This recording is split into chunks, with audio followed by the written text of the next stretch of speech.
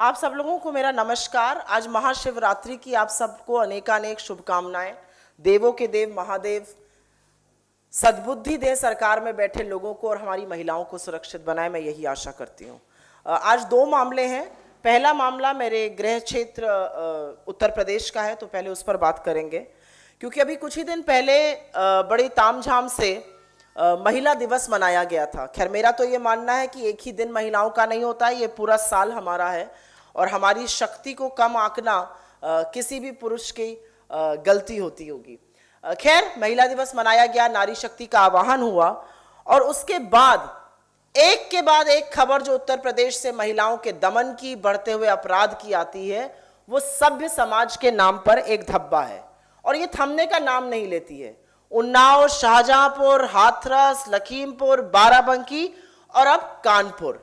एक 13 साल की बच्ची का रेप होता है, उसके पिता एफआईआर करते हैं और उन्हीं को कुचलकर मार दिया जाता है। आपको याद है उन्नाव में भी ऐसा ही हुआ था। ऐसा क्यों होता है? क्योंकि पहले तो पीड़िता के साथ जघन्य अपराध कर दो और फिर उसको अगर कोई थोड़ा बहुत हक दिलाने की लड़ाई लड़ने वाला हो, उसको भी मार डालो, हर साक्ष्य खत्म कर दो।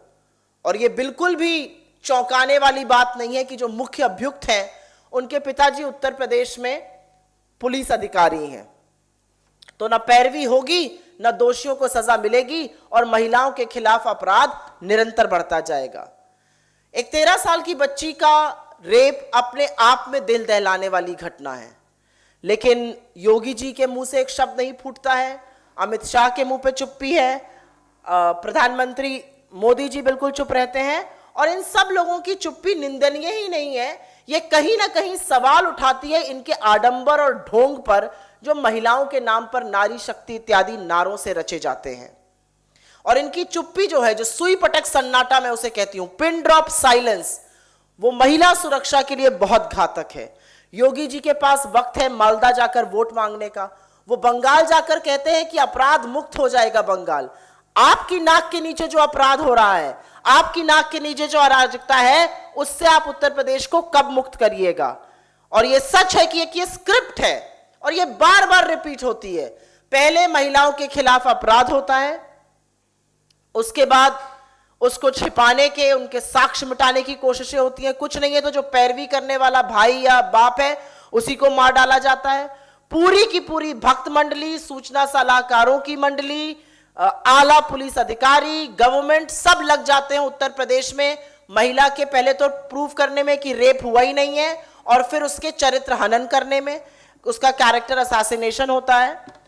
और उसके बाद जब ये सब होने के बावजूद फिर भी प्रूव हो जाता है कि नहीं रेप हुआ है, तो मुंह में दही जम जाती है। क्या हुआ था हाथरस में, वही कानपुर में हो रहा है। एक शब्द हमें अभी तक सरकार से सुनाई नहीं दिया है। मुझे ऐसा लगता है कि इन सब चीजों का जो मूल है वो उत्तर प्रदेश की सरकार से ही निकलता है।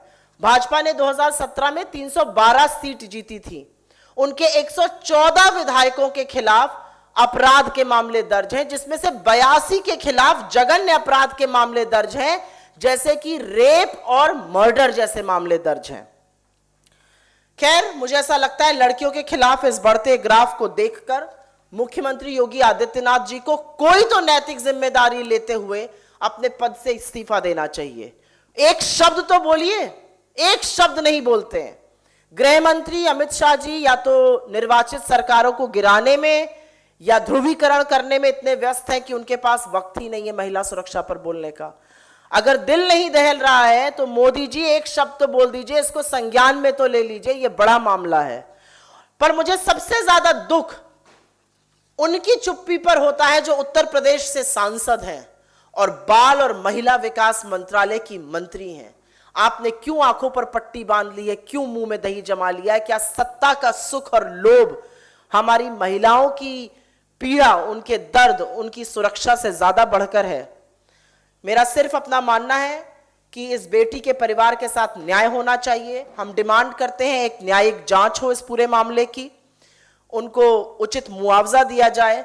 जिस पुलिस अधिकारी के बेटे ने यह कुकृत्य किया है उसको जल्द से जल्द कड़ी सजा मिले और जिन लोगों ने एक पिता की हत्या करी है, साक्ष्य और विटनेसेस और पैरवीकार करने वालों को रास्ते से हटाने की कोशिश करी है, उनके खिलाफ कड़ी कार्रवाई की जाए।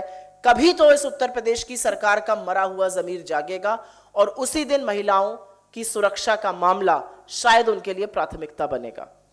I will make a very, very brief statement in English on this. 3 days back, we celebrated International Women's Day with much fanfare. And today again, a very disturbing news from Kanpur. First, the rape of a 13-year-old, which in itself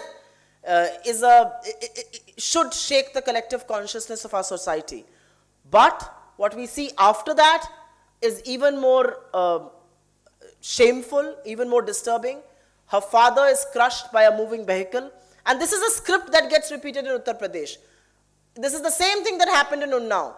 The victim was intimidated. To intimidate her family was killed one by one, to remove evidence, to remove proof, and finally Mr. Sengar was found guilty. And this is exactly what has happened in Uttar Pradesh. It is no surprise to me that the main accused is the son of a UP police officer.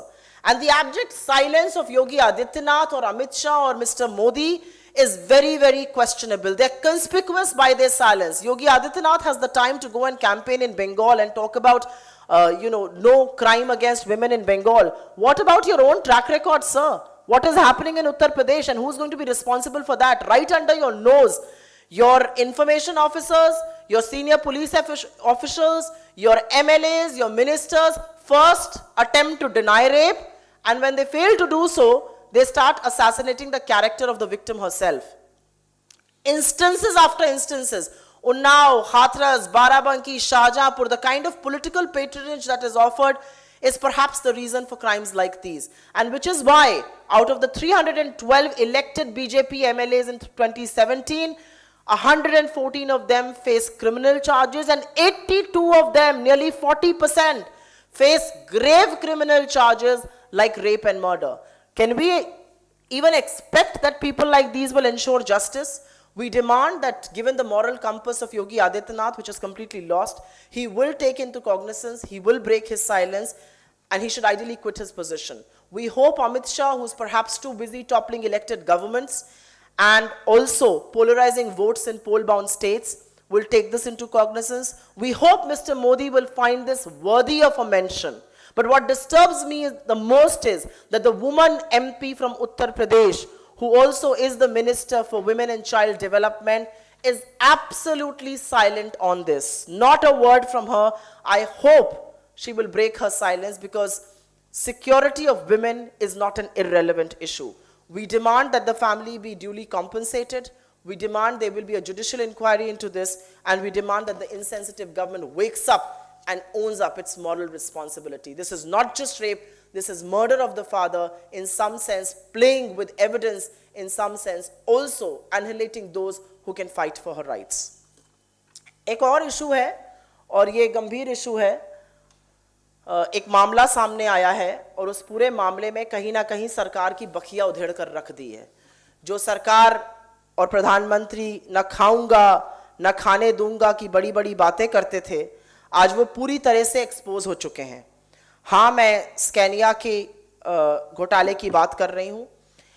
Scandinavian report ने यह साबित किया है कि केंद्र सरकार को और कुछ प्रांत की सरकारों को घूस दी गई थी बस के कॉन्ट्रैक्ट्स के लिए, और इसीलिए मैं मानती हूं कि ये घोटालों की सरकार है, क्योंकि जब कोई घोटाला सामने आता है तो पूरी तरह से चुप्पी आ जाती है। मैं बार बार कहती हूं, पिन ड्रॉप साइलेंस, सुई पटक सन्नाटा।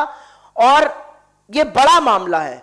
हम जानना चाहते हैं कि ये किस केंद्रीय मंत्री की बात हो रही है, क्योंकि एक केंद्रीय मंत्री के ऑफिस से एक अदना सा स्टेटमेंट रिलीज हुआ है, लेकिन साक्ष्य दिखाते हैं कि जो भ्रष्टाचार है वो पूरी तरह से व्यापक था, पूरी तरह से व्याप्त था। जो जो लोग उस कंपनी से मिल रहे थे उनकी अभी हम आपके साथ तस्वीरें साझा करेंगे, क्योंकि बताना जरूरी है कि जो जगजाहिर था भ्रष्टाचार, उसमें कौन कौन लिप्त था, कौन सी वो प्रांतीय सरकारें थी, केंद्र सरकार ने उस पर क्या एक्शन लेने की कोशिश करी। क्यों चुप हैं आज मोदी जी? आप तो बहुत बड़ी बड़ी बातें करते थे, ना खाऊंगा ना खाने दूंगा। आपने तो कुछ खाने से छोड़ा ही नहीं है, ये एक सत्य है। और यह भी सत्य है कि सरकार को इस पूरे मामले की जांच करनी चाहिए, इसलिए क्योंकि जिसने रिश्वत दी वो स्वीकार कर रहा है, रिपोर्ट उस कंट्री की स्वीकार कर रही है कि रिश्वत दी गई। जिसने रिश्वत ली वो मुंह में दही जमाए बैठा है, वो एक शब्द नहीं कहना चाहता है। तो ऐसा चलेगा नहीं, क्योंकि यहां पर पब्लिक मनी, पब्लिक अकाउंटेबिलिटी, ये सब चीजें इन्वॉल्व हैं और सरकार को अपनी चुप्पी तोड़नी पड़ेगी। मैं आपके साथ कुछ साक्ष्य और कुछ तस्वीरें जरूर साझा करना चाहती हूं। ये कुछ तस्वीरें हैं, इसमें आपको सरकार के तमामों मंत्री, अगर आप लोग जूम इन कर लें तो मैं अनुग्रहित रहूंगी। सरकार के तमामों मंत्री उस कंपनी के साथ साझा हो रहे हैं। ये प्रधानमंत्री महोदय जी हैं, गले लग रहे हैं, हाथ मिला रहे हैं, जैसा कि उनका शैली रहती है। ये स्कैनिया के सीईओ हैं, जिनके साथ प्रधानमंत्री महोदय जी की तस्वीरें हैं। यहाँ पर आपको राजस्थान की चीफ मिनिस्टर दिख रही हैं। यहाँ पर आपको road and transport, surface transport के मंत्री नितिन गडकरी जी दिख रहे हैं। अगर आप और आगे बढ़िएगा तो फिर से प्रधानमंत्री जी हैं। यहाँ पर आपको कानून और विधि के मंत्री रविशंकर प्रसाद जी दिख रहे हैं, बड़ी बड़ी बातें करते हैं, बड़बोले हैं। जरा इसके बारे में कुछ बताएंगे कि रिश्वत किसने ली है, और जब कंपनी कहती है कि रिश्वत दी गई है तो क्या अकाउंटेबिलिटी होनी चाहिए सरकार की? रिश्वत किसने ली है, इसके बारे में कौन बताएगा हमें? ये तस्वीर नितिन गडकरी जी की है। मैं वापस जाना चाहूंगी, जो तस्वीरें खुलकर सामने आई हैं मोदी जी की, प्रांतीय सरकारों की, सरफेस ट्रांसपोर्ट मंत्री की, जिस तरह का दोषारोपण हुआ है, ये गंभीर मामला है।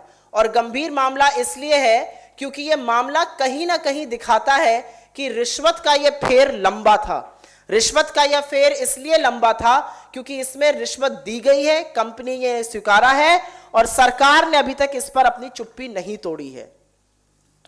हम डिमांड करते हैं कि इस पूरे मामले की जुडिशियल इंक्वायरी हो। एक अदना सा स्टेटमेंट किसी मंत्री के ऑफिस से स्वीकार्य नहीं है। ये पब्लिक लाइफ में प्रोबिटी, ये पब्लिक लाइफ में अकाउंटेबिलिटी, पब्लिक लाइफ में स्वच्छता का मामला है। ये आक्षेप सीधा सीधा प्रधानमंत्री कार्यालय तक जाता है और इस पर वो चुप्पी नहीं रख सकते हैं। I will make a brief statement on this in English. The reports of the bus contract scam are indeed very, very disturbing. The Scandinavian government's report points a finger at India's central government, various ministers, various state governments, and even then, the Prime Minister's office is absolutely silent on this. The same Prime Minister who used to speak about probity in public life is today forced to be silent. He does not even want to talk about this. We get an obscure statement from the office of a minister. This is a finger pointing at the highest level of the government. I will produce some proof here.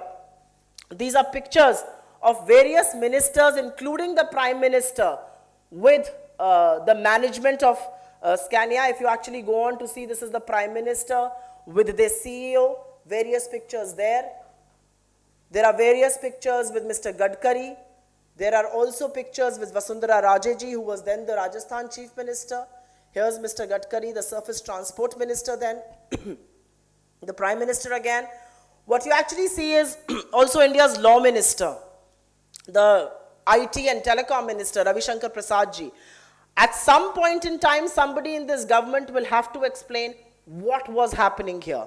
They will have to answer a very basic question. Who is responsible for this? Their absolute silence, their conspicuous silence cannot be ignored, and their absolute conspicuous silence is on account of this government's complicity. There is no other reason why they are silent. Look at these pictures, and they tell you a tale of a lot of proximity. They tell you a tale of lack of accountability. We demand there be a judicial inquiry into this. We demand that the government of India takes this into cognizance and issues a statement and clarify its position. Because this is a strange case where somebody who has offered the bribe has accepted that a bribe has been offered. But the bribe has been received by a certain section who are absolutely quiet.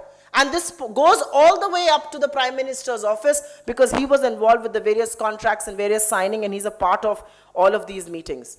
We demand an inquiry into this, and we hope that the government will take this into cognizance and not brush it under the carpet, just like many other scams in its regime have been brushed.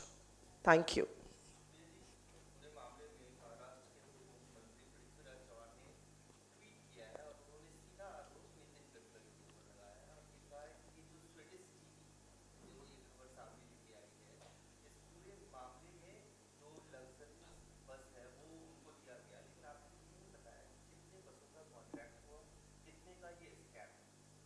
ऐसा है कि ये report जो है ये Scandinavia की press ने Scandinavian government के सामने प्रस्तुत करी है।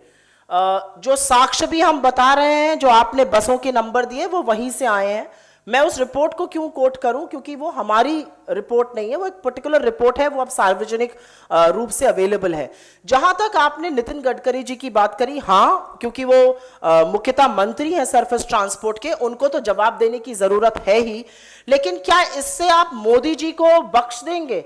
क्या रविशंकर प्रसाद जी, क्या उनके वेरियस मुख्यमंत्री चुप बैठेंगे? हाँ, नितिन गडकरी जी को जवाब देना पड़ेगा और उनके ऑफिस से एक अदना सा स्टेटमेंट जवाब नहीं हो सकता है।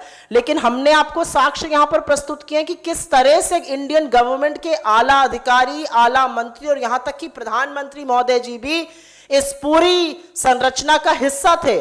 और अगर ऐसे मामले में मोदी जी की तस्वीरें सामने आई हैं स्कैनिया के सीईओ के साथ, तो वो एक्सप्लेन तो करे कि क्या बातचीत हो रही थी।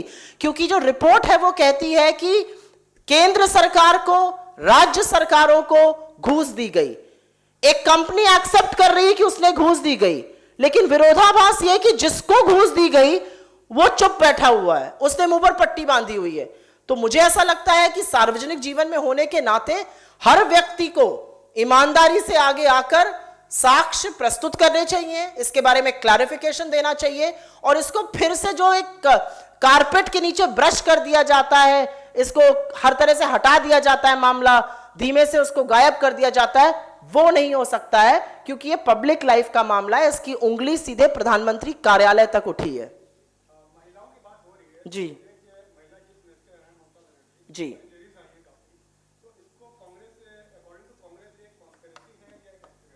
अकॉर्डिंग टू कांग्रेस, जी,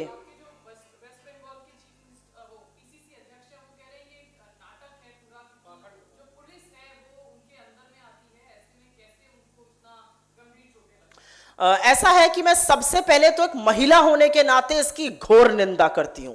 सार्वजनिक जीवन में होने के नाते मुझे ऐसा लगता है कि हमारी पॉलिटिक्स में, हमारी राजनीति में, सार्वजनिक जीवन में हिंसा की लेश मात्र भी जगह नहीं है। और मुझे ये दुख होता हुए देखते हुए, कहते हुए, जिस तरह का माहौल है बंगाल में, 73 साल आजादी के बाद आज हम रक्त रंजित राजनीति की बात कर रहे हैं। आज एक दूसरे के ऊपर भाजपा और तृणमूल हिंसा का आरोप लगा रहे हैं, वो मर्डर का आरोप लगाते हैं, वो रक्त रंजित राजनीति की बात करते हैं। अगर समय रहते हुए तृणमूल की सरकार ने विकास का काम किया होता, शिक्षा का काम किया होता, युवाओं की रोजगार का काम किया होता, तो आज मूल मुद्दों पर बात होती। अगर समय रहते अभी भी भाजपा चेत जाए और विभाजन ना करे, विभाजनकारी नीतियां ना अपनाए, हर जगह जाके ध्रुवीकरण ना करे, तो मुद्दों पर राजनीति होगी। मुझे दुख है कि उनके साथ ऐसा हुआ, लेकिन मैं ये भी कहती हूं कि सभ्य समाज में, सार्वजनिक जीवन में हिंसा की कोई जगह नहीं है।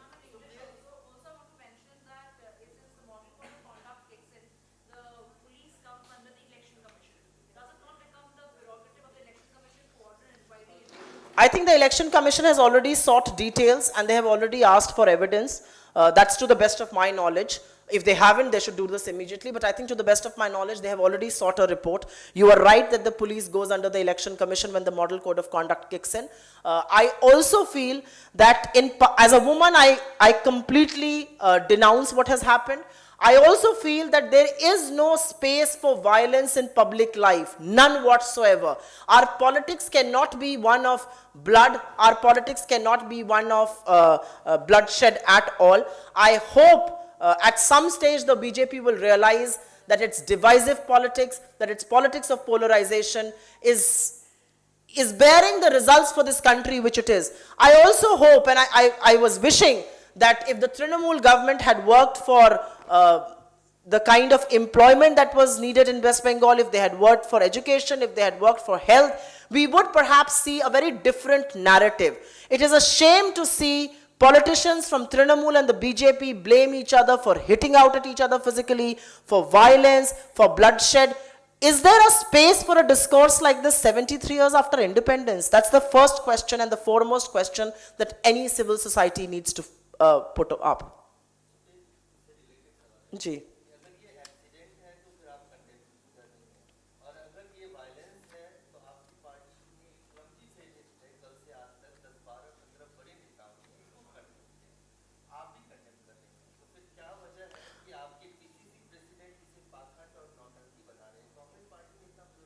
नहीं, विरोधाभास नहीं है। देखिए, ऐसा है कि जब कभी भी ऐसी खबर सामने आती है तो उसको फर्स्ट इंस्टेंस आप सही ही मान के रिएक्ट करिएगा। उनके पास हो सकता है कुछ और साक्ष्य हो, वहां के पीसीसी प्रेसिडेंट हैं, उनके पास हो सकता है कुछ और इसके बारे में साक्ष्य हो, कुछ और सच वो जानते हो जो मैं अभी यहां पर खड़े होकर नहीं जानती हूं।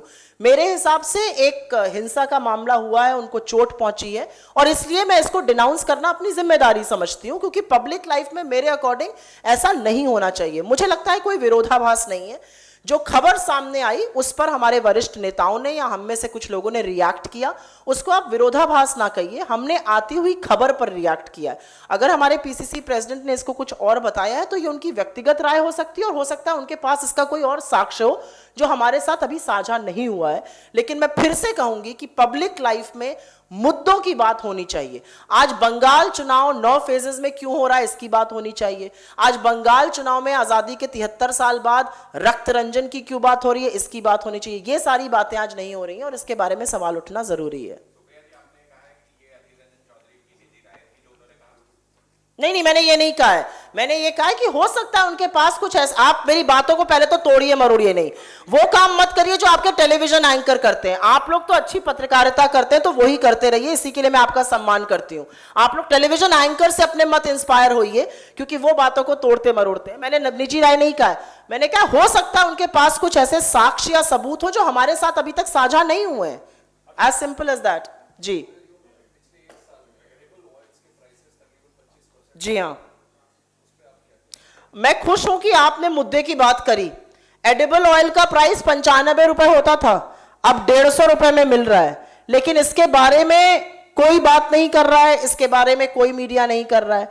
जो मीडिया, और मैं आज मीडिया में होने के नाते भी थोड़ा सा मीडिया को खरी खोटी सुनाऊंगी, और इसलिए सुनाऊंगी क्योंकि जब हम भी मीडिया में होते थे तो हम बढ़ती कीमतों पर बड़ी हाय तौबा मचाते थे। आज वही मीडिया के एडिटर्स न्यूज चैनल्स पर बैठकर या एडिटोरियल लिखकर यह समझाने की कोशिश कर रहे हैं कि कोई बात नहीं, अगर महंगाई है, आप राष्ट्र निर्माण में सहयोग कर रहे हैं। तो जब पहले महंगाई का आप विरोध करते थे और भाजपा भी करती थी, तो क्या आप देशद्रोह कर रहे थे? आप राष्ट्रद्रोह कर रहे थे? महंगाई सबसे बड़ा अभिशाप है, महंगाई सबसे बड़ा पाप है। आप एडिबल ऑयल्स की बात कर रहे हैं। एक खबर आई है एक डेली में कि एफएमसीजी कंपनीज, जो कंपनीज साबुन, तेल, शैम्पू, दांत का मंजन इत्यादि बनाती हैं, वो कंपनीज ने भी दाम बढ़ाने शुरू कर दिए हैं, क्योंकि रॉ मटेरियल के प्राइसेस बढ़ गए हैं। और एफएमसीजी का दाम तब बढ़ता है जब महंगाई सर ऊपर से गुजरने लगती है। और एफएमसीजी ने, क्योंकि उनका रॉ मटेरियल का कॉस्ट इतना बढ़ गया है, इसलिए वो विवश है, कहते हैं, दाम बढ़ाने के लिए। और एफएमसीजी का बढ़ता दाम हर उस व्यक्ति को प्रभावित करेगा जो मंजन करता है इस देश में। वो देश का सबसे अमीर आदमी है और उस पंक्ति में, गरीबों की पंक्ति में सबसे पीछे खड़ा गरीब व्यक्ति है, लेकिन उसके बारे में कोई बात नहीं होगी। 100 रुपए पर पेट्रोल बिक रहा है, उसके बारे में कोई बात नहीं होगी। चुनाव आएंगे तो दाम बढ़ने बंद हो जाएंगे, चुनाव चले जाएंगे तो आपकी कमर तोड़ी जाएगी। एलपीजी का सिलेंडर 225 रुपए बढ़ जाता है, 6 बार दाम बढ़ाए गए 3 महीने में। किस चीज का बदला आप देशवासियों से ले रहे हैं? ये देशवासी आपके कुप्रबंधन में, कोरोना में आपके साथ खड़े रहे, 2 लाख से ज्यादा लोगों की मौत हो गई, फिर भी आपको इस देश ने साथ दिया, आपका हाथ पकड़ा। आप देश से किस चीज का बदला ले रहे हैं? और अगर वाकई में आप देश का भला चाहते हैं तो पेट्रोल, डीजल और एलपीजी की कीमतों को घटाइए। ये जब कीमतें घटेंगी, अपने आप एफएमसीजी खाद्य पदार्थों की कीमतें भी घटेंगी। आप रीडिंग ले लीजिए, जो लोग यहां पर अर्थशास्त्र ट्रैक करते हैं या जो नहीं भी करते हैं, फूड एंड फ्यूल इन्फ्लेशन तो जबरदस्त बढ़ ही रहा है, लेकिन जो कोर इन्फ्लेशन होता है, जो फूड और फ्यूल को छोड़कर होता है, वो 6.5% आया है जनवरी में, और वो निरंतर बढ़ता जा रहा है। ये बहुत बड़ी भयावह सिचुएशन होने वाली है। आरबीआई ने दबी जबान में इसका उल्लेख भी किया है। तो मुझे लगता है कि महंगाई एक बहुत बड़ा मुद्दा है। महंगाई वही डायन है, लेकिन ऐसा लगता है मोदी सरकार में वो डार्लिंग बन चुकी है, डायन नहीं रही है। Thank you.